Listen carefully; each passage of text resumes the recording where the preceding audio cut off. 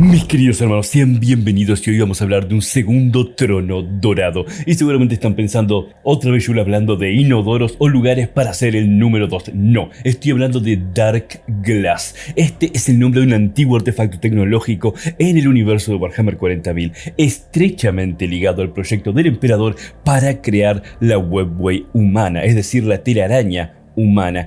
En esencia se trataba de una estación colosal de cristal negro rodeada por un gigantesco armazón hueco de material reflectante que albergaba un trono psíquico en el núcleo. Al igual que el trono dorado en Terra, Dark Glass podría abrir un portal a la diformidad contenida, básicamente la subdimensional Webway o la telaraña utilizada por los Aeldari, y requería un psíquico de poder inmenso sentado en su trono para poder activarse. Se cree que esta estación fue construida en la era oscura de la tecnología como un prototipo o banco de pruebas de la misma tecnología que más tarde permitiría al emperador crear el trono dorado. Es básicamente un segundo trono dorado llamado Dark Glass, y esto es lo que vamos a ver hoy. Soy Crazy Yu transmitiendo desde el búnker, y para traerles información precisa y verificada encontrarán una lista de fuentes en la descripción. Ahora bien, ¿qué es este Dark Glass? ¿Y por qué es tan importante?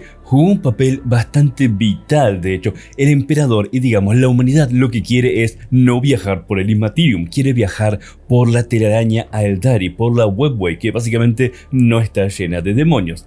Pero no pueden hacer esto. Para esto comenzó el proyecto, de hecho, que dio luego lugar al trono dorado. Era en verdad un proyecto para viajar a través de la telaraña, y esto permitiría hacer lo mismo, solo que en este caso la idea en verdad en el milenio 41 actual es utilizarlo como una especie de reemplazo para liberarle la atención al emperador y poder hacer que incluso pueda levantarse del trono dorado, dado que tendría una especie de backup. Pero vamos a ver bien cómo es eso. Empecemos con el origen confirmado de este tema, que tiene novelas, de hecho, y la información viene de novelas, pero es un tema muy raro en el lore. Los textos canónicos presentan a Dark Glass como un dispositivo de origen remoto y misterioso, ciertamente muy antiguo. Las fuentes sugieren que data de la era oscura de la tecnología, así que milenio 25 en adelante, época en la que la humanidad poseía conocimiento científico que ahora está perdido. Su diseño era muy singular, una estación alargada de cristal negro flotando sobre la fisura disforme de Catalus, envuelta por una esfera hueca de material reflectante del tamaño de un planeta. Es decir, esto era un poquito grande. Este armazón de vidrio oscuro habría servido para experimentos con tecnologías intradimensionales. De hecho, se presume, aunque nunca se confirma categóricamente, que Dark Glass fue construido para probar los principios que acabarían empleándose en el trono dorado, casi como si fuese un proto-trono dorado o algo que vino antes, pero sí, tenía el tamaño de un planeta, que no sabemos si es necesario que tuviese el tamaño de un planeta, pero bueno, así se lo describe en la era oscura de la tecnología, y básicamente en ese momento muchas cosas estaban total y absolutamente sobredimensionadas. No está revelado en ningún texto quién construyó originalmente Dark Glass, como todo lo que viene de la edad oscura de la tecnología. El emperador mismo, en sus enigmáticas reflexiones, evitó declarar quién fue el constructor. Dio a entender que o bien él mejoró la tecnología de la edad oscura, o bien la concibió completamente por sí mismo, todo este tipo de ideas, pero nunca se habla exactamente de dónde viene, o si viene de algún lado, pero bueno, sabemos que sí. Pero para la gente del Imperium no se sabe con mucha precisión. Esto deja el origen envuelto en dudas, por supuesto. Algunos elementos sugieren incluso que hay componentes Xenos, lo cual no es de extrañar. En la propia maquinaria del trono dorado mismo en Terra se hallan piezas no metálicas increíblemente resistentes y cargadas psíquicamente, grabadas con runas de origen desconocido, que básicamente es tecnología Xenos. Dado que el emperador incorporó toda reliquia útil que halló, es posible que el núcleo tecnológico, también de Dark Glass y del trono dorado, proviniera de alguna especie extinta milenios atrás. En cualquier caso, el lore no confirma explícitamente quién es el autor original de Dark Glass, fuera de el relato de uno de los autores, digamos que mencionó que esto podría haber sido construido por un grupo de navegantes o de las casas navegantes, que son quienes se encargan de viajar por el warp o manejar el viaje por el warp, y básicamente lo construyeron como una especie de alternativa, dado que ellos iban a dejar de tener sentido si se viajaba a través de la telaraña. Pero esto es un comentario de un autor y no algo que esté respaldado en el canon. Lo que sí está claro es que el emperador descubrió este artefacto durante sus campañas y reconoció su valor para su gran obra. Y la gran obra del emperador, que a veces se habla y mucha gente no entiende, es justamente crear esta red de túneles para la humanidad. En verdad, básicamente, utilizar la red de túneles de los Eldari, es decir, la telaraña. La gran obra del emperador en sí es no utilizar el Immaterium para viajar. Evitamos el Immaterium, evitamos a los demonios, evitamos a los marines del caos, ahora evitamos cualquier tipo de corrupción. Viajamos por otro lado y simplemente combatimos contra el caos. Esto ayudaría muchísimo a la humanidad. Además, viajar por el Immaterium es muy difícil, viajar por la telaraña es fácil y casi instantáneo. Por eso, básicamente, la gran obra del emperador, o lo que él quería lograr con este proyecto, que fue la razón por la cual abandonó la cruzada que estaba teniendo y lo dejó a Horus al mando, fue justamente para trabajar en este proyecto en Terra. La cuestión: Dark Glass en la Gran Cruzada. En algún momento de la Gran Cruzada, estamos hablando de milenio 30, el emperador de la humanidad encontró la estación Dark Glass en las profundidades del espacio, flotando justamente sobre la grieta diforme de Catalus. Al comprender su posible relación con los portales Warp, decidió reactivarla en secreto para avanzar su propio proyecto de acceso a la telaraña.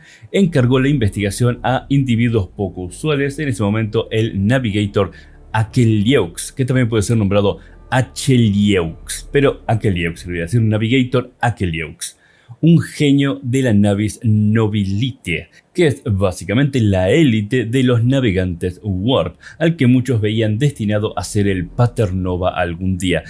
Esto es un concepto muy difícil de explicar. Si son nuevos, muy difícil de entender, y si son viejos también, porque no se habla mucho de los navegantes. Los navegantes son básicamente los psíquicos que permiten el viaje a través del Immaterium. Ayudan con las comunicaciones, ayudan con los viajes. Es un rol bastante complicado.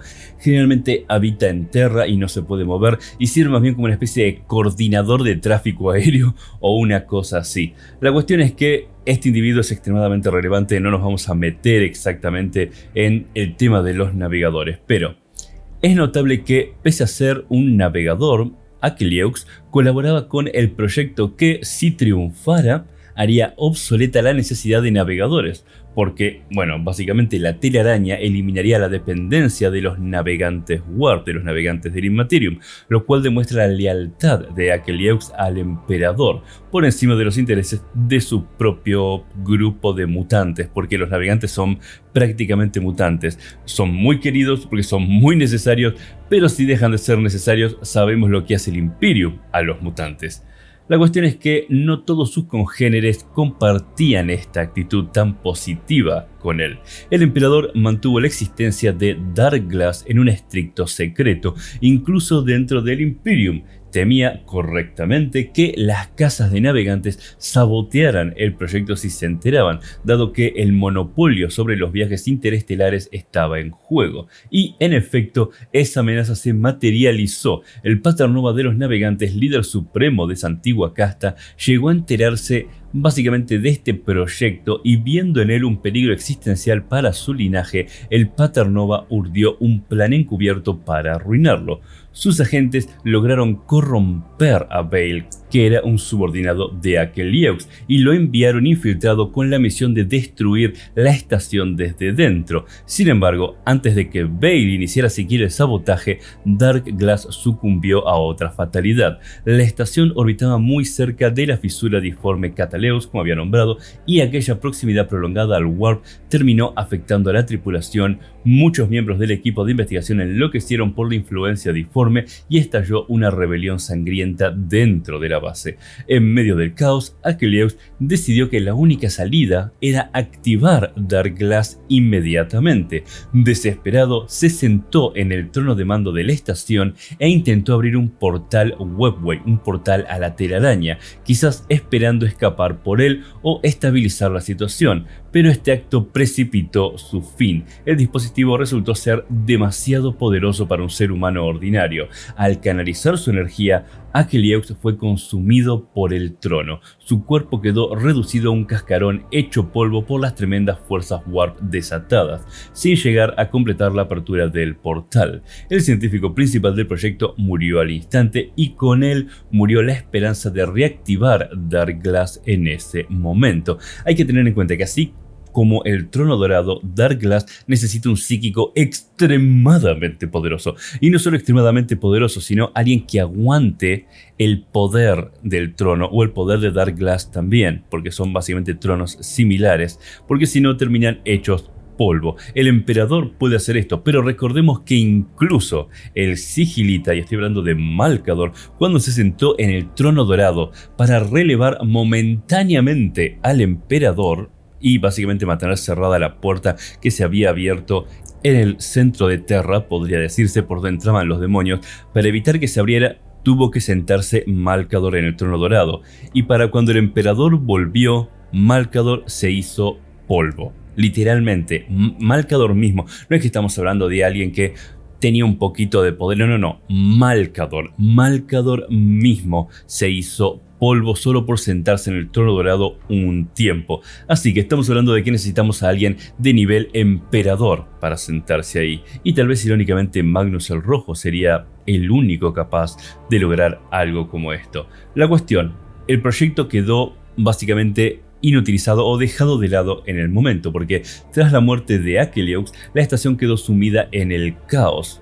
Bale, el agente Navigator, aprovechó la situación. Según los registros, logró iniciar una secuencia de autodestrucción de Dark Glass, colocando potentes cargas de disformidad conocidas como cargas Vortex, y la misión encomendada por el Paternova, que era destruir la estación, se cumplió, aunque de forma tardía y caótica. La estación Dark Glass, envuelta en ese motín y el sabotaje, colapsó sobre sí misma y, para colmo de males, la ruina ocurrió lejos de testigos imperiales. El emperador, absorto en Terra, ocultó estos hechos al Imperium, de hecho, de modo que oficialmente Dark Glass es como si nunca hubiera existido. Por eso este tema salió recién en novelas más recientes y se nombra en novelas más recientes esta especie de prototrono dorado o esta especie de tecnología de la cual pudo haber surgido ideas para el trono dorado o incluso el trono dorado mismo, o más bien la tecnología que llevó a crear el trono dorado.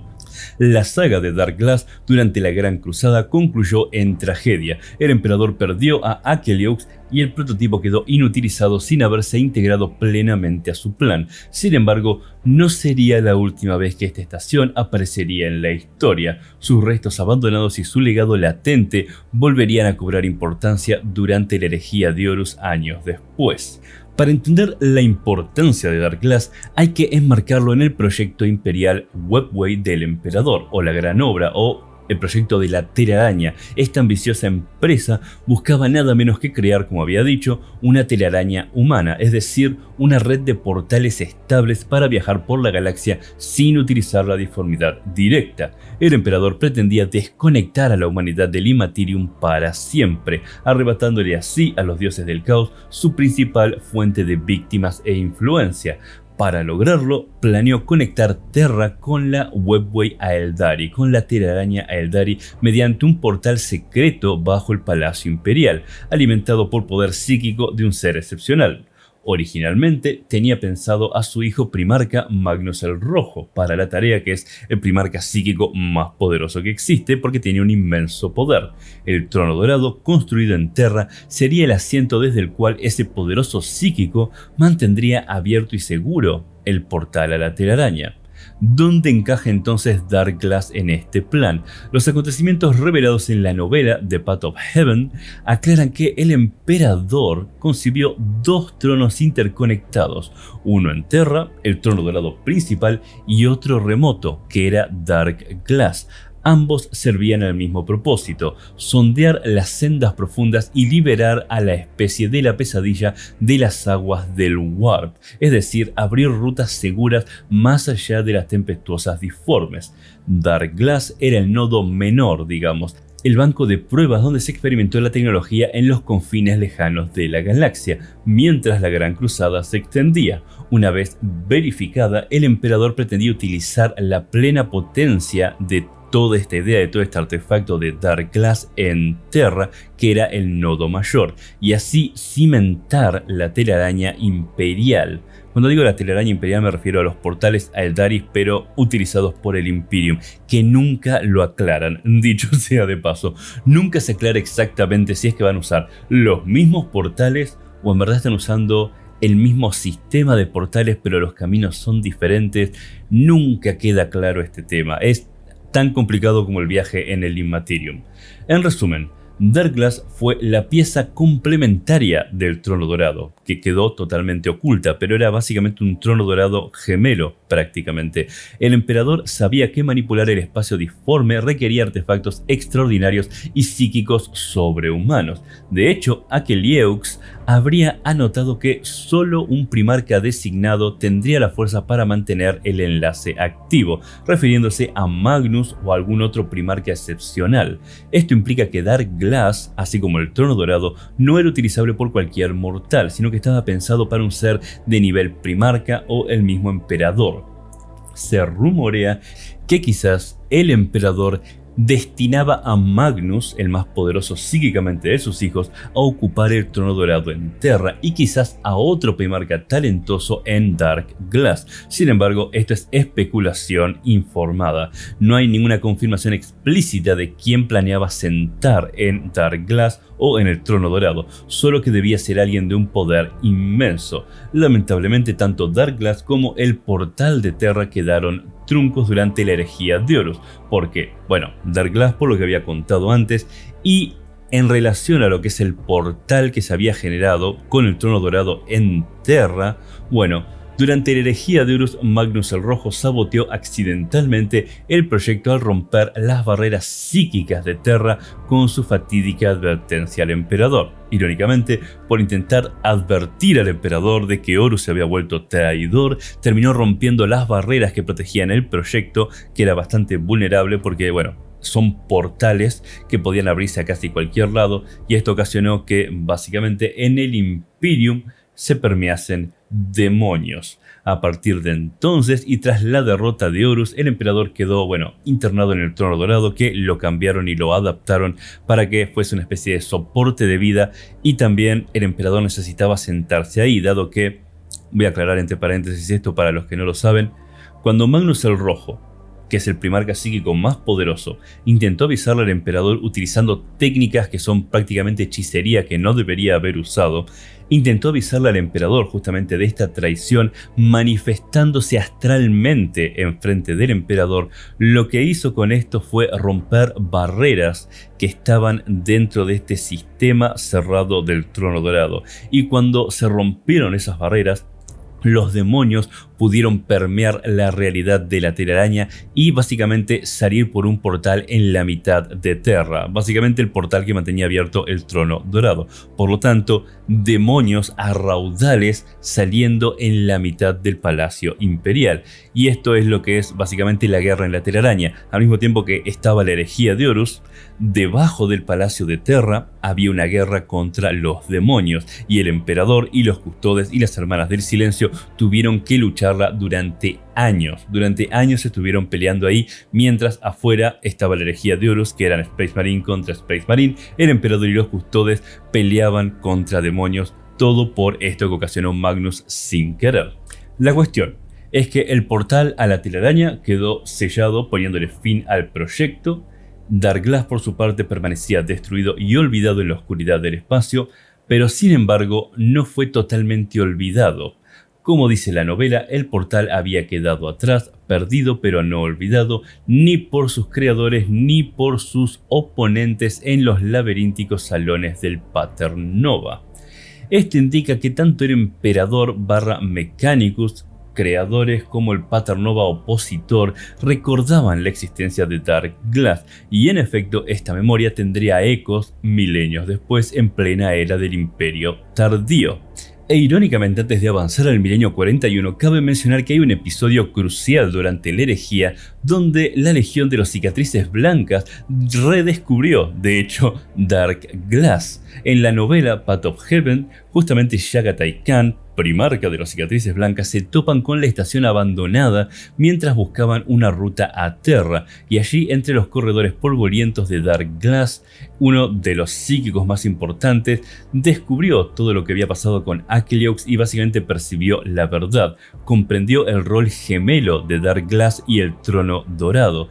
Pero los Cicatrices Blancas fueron perseguidos hasta Catalus por flotas traidoras, básicamente la Guardia de la Muerte de Mortarion y los hijos del Emperador. Y en la batalla subsiguiente, bueno, la cuestión es que se libró una batalla y con la estación derrumbándose a su alrededor, uno de los psíquicos importantes tomó una única decisión posible, que era básicamente sentarse en el trono de Dark Glass y sacrificar su vida para abrir un portal de evacuación a Terra. Y gracias a este acto supremo, los Cicatrices Blancas escaparon por la disformidad contenida y llegaron a Terra justo a tiempo para participar en la defensa durante el asedio de Terra. Y se supone que instantes después Dark Glass explotó porque había sido saboteada en ese momento. Es como una nota de color, digamos, de cosas que pasaron relacionadas a las Cicatrices Blancas. Pero en síntesis, durante el milenio 30, Dark Glass estuvo íntimamente integrado al proyecto de la telaraña imperial.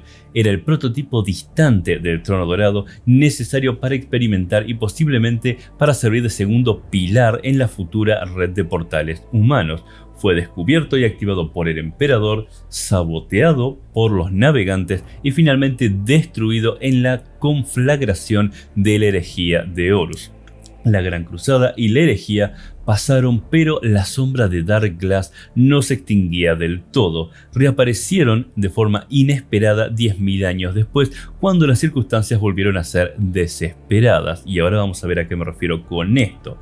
La situación en el milenio 41 y las razones de la reactivación.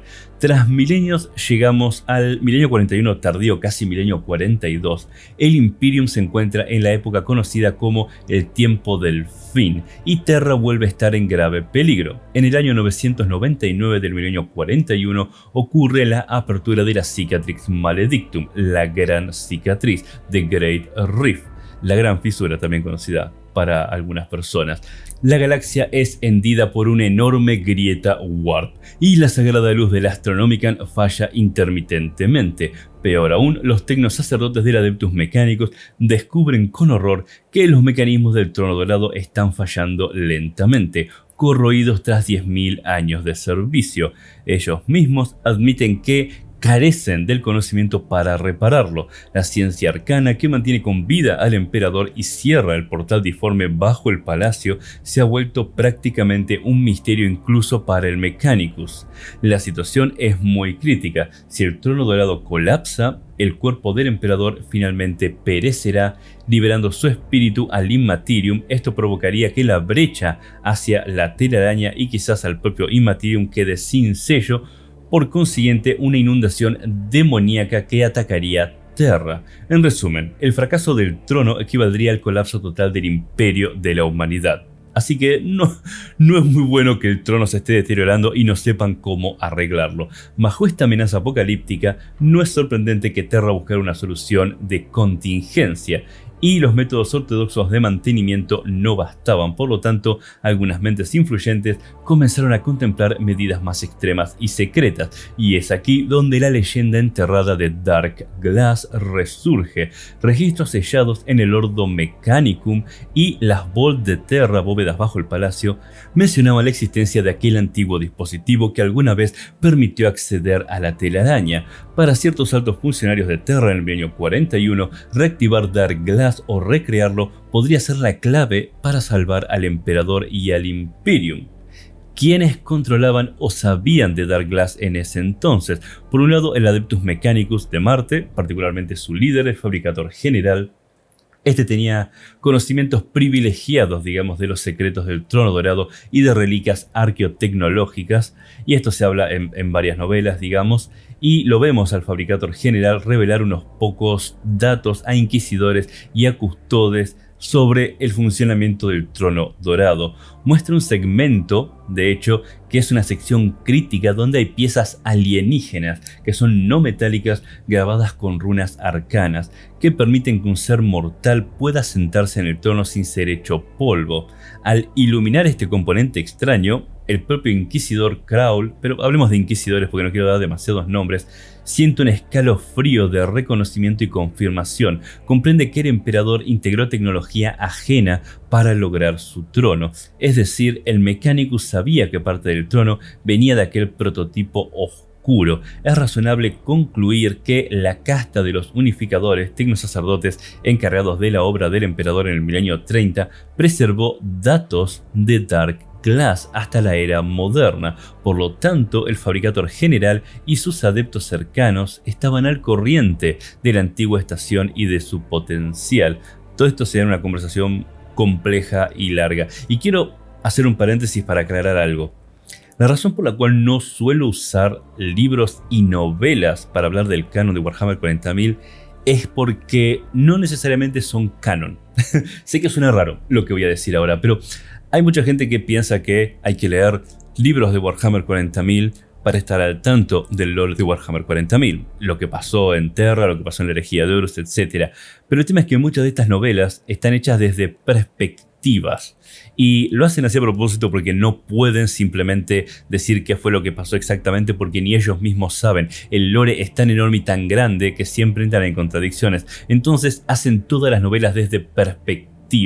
Por lo tanto, nunca son realidades absolutas. Entonces hay libros y libros. Los libros de novelas en general muestran información válida, pero siempre desde una perspectiva, mientras que hay otros libros, más como los códex, como Arcas del Augurio, y otros libros que han salido que hablan con más precisión de los temas. Por eso no suelo tocar tanto las novelas, salvo para dar alguna nota de color. En general, cuando hablo de las novelas, nunca es absoluto. Por eso, cuando se habla del lore en relación a las novelas, en verdad, aunque sean afirmaciones las que hace la gente, no necesariamente deberían serlo, porque las novelas están justamente muy sesgadas bajo la persona o la perspectiva desde el cual se las ve. Un ejemplo muy claro de esto es, a mí me encanta de los orcos Ghazghkull Maguruk Traka, que es el líder de los orcos, y otra gente ama a Ragnar Blackmane de los lobos espaciales. Y justamente Ragnar le corta la cabeza a Ghazghkull, que es básicamente el líder de los orcos, que es avalado por los dioses de los orcos y es el más fuerte de toda su raza entera, lo cual a mí siempre me pareció ridículo. Y fue en ese momento que me di cuenta, cuando debatí con otra gente, que me dice, no, porque en el libro de Ragnar, y es cierto, en el libro de Ragnar es el héroe, es súper épico, es increíble, mueve montañas, básicamente. Pero si leemos el libro de Ghazghkull, Ghazghkull es una deidad monstruosa y absoluta. Y del mismo modo, si leemos un libro de cada facción o de cada personaje, ese personaje es ensalzado y elevado a la 10.000ª potencia. Por lo tanto, cuando a veces aseveramos o decimos cosas como Ragnar podría matar a todos los primarcas, si uno lee el libro parecería factible, pero en realidad no lo es en el lore general. Entonces es difícil sacar la información de las novelas, y en muchos casos la información que se dice en las novelas es la percepción de alguien o lo que anotó alguien y tal vez otro interpretó. Y cuando son temas como estos encima, son más vagos todavía en su descripción. Tal vez dan muchos detalles, pero esos detalles que dan vienen bajo la condición de que son las creencias de tal o cual individuo. Por eso tiendo a inclinarme más por o grupos de información de novelas, es decir, contrastando información de las novelas e intentando sacar una conclusión, y siempre se las aclaro, o guiándome más por lo que se dice en Warhammer Community, en a veces White Dwarf, a veces en los códex, a veces en libros específicos del lore, lo cual hace que entender Warhammer 40.000 sea bastante difícil, por lo cual a veces es necesario que haya creadores de contenido hablando de Warhammer 40.000 para explicar algunos temas. Y aclaro esto porque me parece relevante en especial en esta cuestión, porque todo esto viene principalmente de novelas. Por lo tanto, tómenlo como si fuese algo que no es necesariamente preciso. Estamos hablando de la Edad Oscura, hablamos de un dispositivo que de hecho es como el precursor del Trono Dorado, del cual de por sí no sabemos prácticamente nada. Entonces toda esta información es casi absurda debatirla. La toco porque es interesante, pero es muy difícil saber qué es verdad y qué es mentira. De hecho, toda esta información que estoy contando fue borrada por el emperador, negada por el emperador, ocultada por el emperador al mismo Imperium en algunos casos. Y de repente dicen, bueno, pero esto en verdad sale a la luz y sale de las bóvedas. Entonces son temas que aparecen ahora en sí, pero que se retrotraen muchísimos milenios atrás de temas que son extremadamente oscuros y misteriosos y necesitan dejarlos así. Por eso les advierto todo este tema de lo que dicen los libros y lo que dicen las novelas. Es difícil interpretar, es difícil el canon de las novelas. Voy a decirlo así, el canon de las novelas a veces no es canon. Es tan simple como eso. Así que, continuemos. La razón principal para intentar resucitar Dark Glass en el milenio 41 era justamente ganar tiempo y estabilidad para Terra. Se contemplaba que si lograban que Dark Glass funcionase de nuevo, es decir, rearmando Dark Glass por la información que tenían sobre Dark Glass, pudieran cumplir parcialmente las funciones del Trono Dorado, es decir, mantener cerrado el portal disforme y quizás aliviar la carga psíquica sobre el emperador.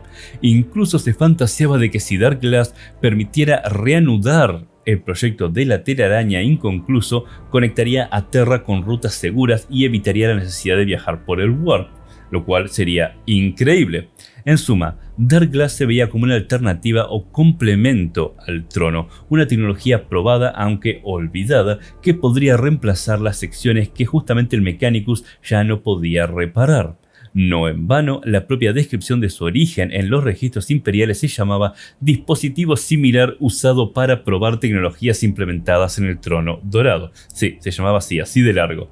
El plan de contingencia gestado en Terra alrededor de Dark Glass era atrevido y polémico y consistía básicamente en construir o ensamblar un segundo trono en algún lugar secreto del Palacio Imperial utilizando los principios de Dark Glass e instalar allí a un psíquico de inmenso poder para que cumpliera la función del emperador o que el emperador ha ejercido durante milenios. Y en teoría este individuo mantendría cerrado el portal al caos que se encuentra en el centro de Terra. Ahora bien, ¿qué tipo de psíquico pretendían sentar en Dark Glass? Aquí el canon es deliberadamente vago. No se nombra ningún candidato específico en las novelas. Podemos inferir que debería ser alguien excepcionalmente poderoso. Las reflexiones de Akelieux y los hechos del pasado confirman que un psíquico común no sobreviviría conectado a ese trono. Akelieux murió literalmente intentando usarlo. La lógica sería pensar que un primarca, uno de los hijos del emperador, sería un candidato natural, y de los primarcas leales del milenio 41, solo Roboute Guilliman estaba activo en ese momento. Pero él no es un psíquico de ese calibre. Magnus el Rojo tenía el poder requerido, pero se había convertido en un príncipe demonio del caos. Así que, bueno, básicamente era imposible saber quién iba a ser el que se sentase en el trono, pero al parecer no estaban pensando demasiado en esto, sino que estaban pensando más bien en el trono. De todas maneras, había un dispositivo especial en el trono, que es una junta especial, que permitiría que cualquier ocupante de naturaleza mortal interactuara con el trono. Esto no se explica bien, o tal vez yo no lo entendí bien, pero lo que se habla en este momento es que, en otras palabras, técnicamente cualquiera podría sentarse en el trono si el trono era construido adecuadamente. Pero de nuevo se subraya la necesidad de que hubiese componentes muy extraños para hacerlo viable. Justamente esta junta especial, que era una junta Sinos o de tecnología perdida, se necesitaba. Pero si se lograba hacer, un mortal menor podría llegar a sentarse en el trono, pero no se describe o no entiendo exactamente cómo. No sé si es que tal vez un psíquico fuerte podría llegar a sentarse y luego iba otro psíquico y luego lo reemplaza otro, etc. O si en verdad seguimos hablando de seres extremadamente poderosos, o si con mortales se refieren a humanos en vez de alienígenas. No queda claro, pero la cuestión es que al parecer podría existir la posibilidad de que encontraran a alguien que se pudiera sentar en el trono si el trono era armado correctamente. De la forma adecuada podrían poner una persona que cumpliese o supliese el rol del emperador, al menos temporalmente. Por lo tanto, lo que sabemos es que cualquier psíquico Alpha Plus, los más poderosos del Astra telepática, pudiera al menos intentar la hazaña. Es posible que hubiesen identificado algún candidato secreto entre los adeptos telepática o quizás planeado algún amplificador coral con varios psíquicos sincronizados, pero esto no está confirmado. Por eso se habla de la creación, pero no se sabe quién lo iba a manejar, y había muchas teorías alrededor de cómo podría llegar a manejarse. La falta de un candidato hacía obvio pensar que el plan era un último recurso y tener algo listo para implementarse aunque no supieran exactamente cómo. La cuestión es que al final todo este tipo de conspiraciones y planes secretos avanzaron. Construyeron una instalación en las entrañas del Palacio Imperial, posiblemente en la misma Hollow Mountain, bajo la cual yacen las bóvedas del trono, para albergar el nuevo Dark Glass. Reunieron los fragmentos de arqueotecnología necesarios y recrearon el trono teóricamente de la misma manera. Esta estación no sería de un tamaño planetario como el original, pero funcionaría localmente unida al sistema del Trono Dorado.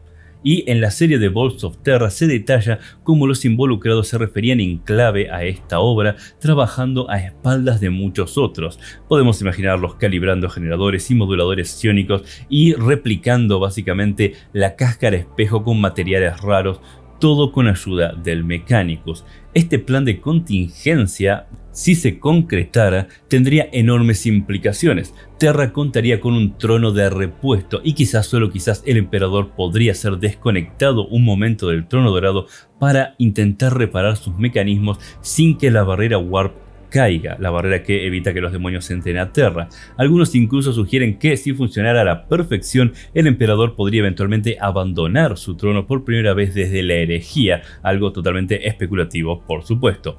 Al mismo tiempo, si Terra lograba que funcionase una telaraña imperial, la posesión de los navegantes quedaría sumamente comprometida, pues la humanidad ya no dependería de estos mutantes con su pupila Warp para viajar a través del Immaterium. Aquí es donde entra la respuesta de la Navis Nobilite, que es lo que vamos a ver a continuación. Así como en el milenio 30, el Paternova de los navegantes volvió a mover piezas para que justamente Dark Glass en el milenio 41 no sucediera. El Paternova vigente, Francisco Medici, irónicamente se llama así, que es un nombre muy común, digamos, los Medici, si saben algo de historia. La cuestión es que vamos a llamarlo al Paternova, que es básicamente el líder de los navegantes. El Paternova es un ser longevo y extremadamente poderoso en términos psíquicos, que gobierna a todos los navegantes desde su palacio en Terra. Por tradición y necesidad, el Paternova nunca abandona su fortaleza en el barrio Navigator de Terra. Su presencia es vital para la red de coros empáticos. Básicamente es lo que permite a los demás navegantes orientar las naves en el Immaterium.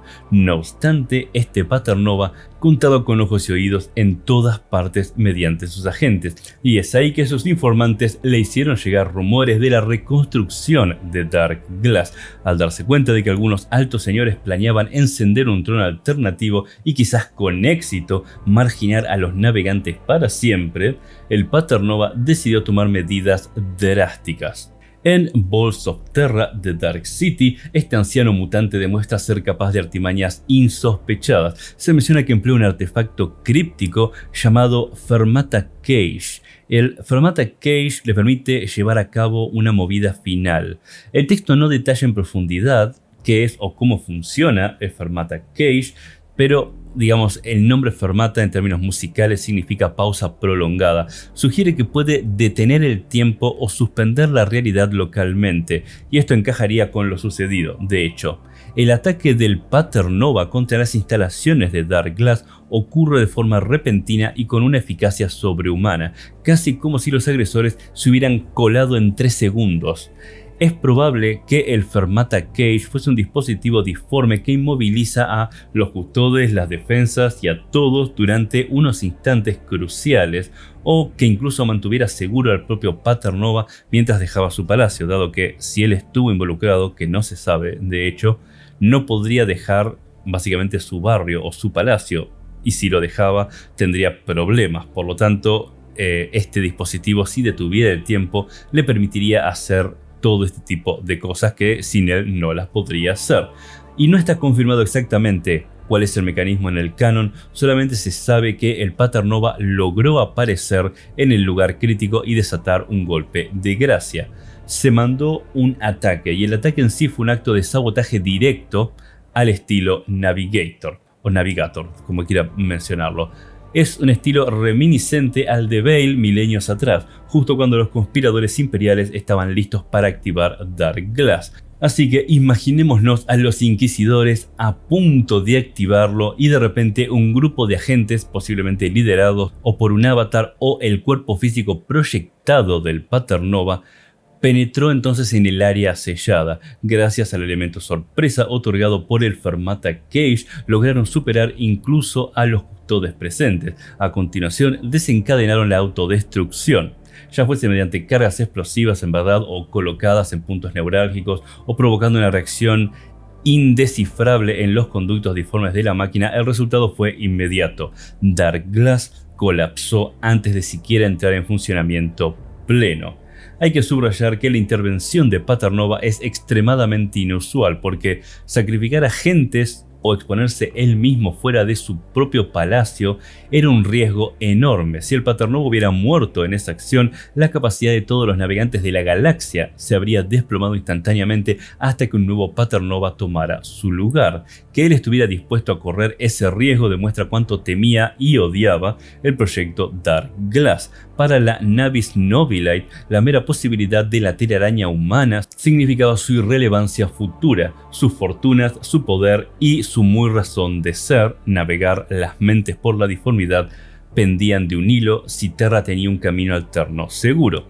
Y en palabras de la historia, el Paternova fue tan amenazado por los proyectos Dark Glass y Trono Dorado que envió agentes a destruir al menos al primero. En el milenio 41, enfrentado al resurgimiento del proyecto, el Paternova replicó la estrategia con éxito. Y esto muestra en sí la corrupción que hay en Terra y lo poco que le importa a la humanidad a la mayoría de los individuos que están en altos mandos. Es decir, esto podría haber significado tal vez, y solo tal vez, algo más seguro para la humanidad, evitar que tantos muriesen viajando por el Immaterium, pero los navegantes, al decir esto me va a afectar, decidieron colapsar el proyecto. Es similar a lo que puede llegar a pasar hoy en día si de repente la inteligencia artificial empieza a manejar camiones, taxis, Uber, etc. y salen todos a tratar de destruir la inteligencia artificial porque simplemente no quieren perder el trabajo, aunque tal vez sería mejor para toda la humanidad. Digamos, es razonable que pase, ha pasado en la historia real, es normal que pase en un mundo como Warhammer 40.000 que toma partes de la política real. Pero al mismo tiempo es algo que es un gran mal para la humanidad en Warhammer 40.000. Y no sé por qué personalmente, es decir, Yul, me lo tomo mal esto que hicieron. Es como que me da bronca. Porque los navegantes son alguien que ayudan a la humanidad a viajar por el Immaterium, pero ver que el maestro de los navegantes haga esto y que muchos navegantes no quieran perder su puesto a pesar del sufrimiento de la humanidad me molesta por alguna razón. Y eso que en la actualidad, por ejemplo, yo sé que prontamente la inteligencia artificial me va a reemplazar a mí como creador de contenido y les va a estar contando a ustedes historias de Warhammer 40.000 de una forma más efectiva y más precisa de la que puedo hacer yo, pero no por eso se me ocurriría ir a bombardear el centro de inteligencia artificial. Creo que sería mejor para ustedes que le cuenten mejor información. Entonces no entiendo mucho este tipo de temas cuando alguien pasa muy seguido, pero alguien por evitar que le saquen su riqueza o que le saquen su lugar es capaz de poner a la humanidad en riesgo y no darle una gran ventaja a la humanidad. Es el mismo concepto de, sí, tenemos la cura del cáncer, pero no le damos la cura del cáncer porque queremos seguir vendiendo medicamentos, por ejemplo. Es algo similar. Nunca entendí este tipo de cosas. Tal vez porque soy alguien que aspira a ser virtuoso o alguien que es estúpido tal vez en su virtuosismo y en su estoicismo, pero sinceramente no lo entiendo. Y cuando leí esto realmente me molestó. Personalmente me molestó mucho. Al punto en el que tengo que contárselos. Imagínense, me lo tenía que sacar del pecho. La cuestión, desde otro punto de vista, es justo mencionar que incluso algunos en Terra dudaban del plan de contingencia. Digamos, podemos llegar a pensarlo también por ahí, es decir, esto podría llegar a considerarse herejía por algunos. Tal vez los custodes no estaban muy de acuerdo, aunque tengo poco claro qué es lo que piensa un custodes, sinceramente. La cuestión es que esto podría haberse visto con dudas, digamos, este plan, no solo por lealtad al emperador, sino por miedo a las consecuencias. Los custodes de la guardia del emperador, por ejemplo, podrían ver al experimento como algo potencialmente catastrófico, y que realmente lo era. Ellos conocían mejor que nadie el estado crítico del portal disforme y sabían que jugar con estas energías podría desencadenar algo tan terrible como lo que pasó durante la herejía de Horus en el centro de Terra. Es posible que en el fondo una parte de las autoridades imperiales agradecieran que alguien detuviera la activación de Dark Glass, aunque fuera un enemigo interno. Esta compleja dinámica se insinúa en la novela. Al final, tras la destrucción, los personajes se debaten entre la frustración por la traición de los navegantes y el alivio de que no se desatara algo peor. En cualquier caso, el Paternova logró su objetivo. Dark Glass no vería la luz en el milenio 41.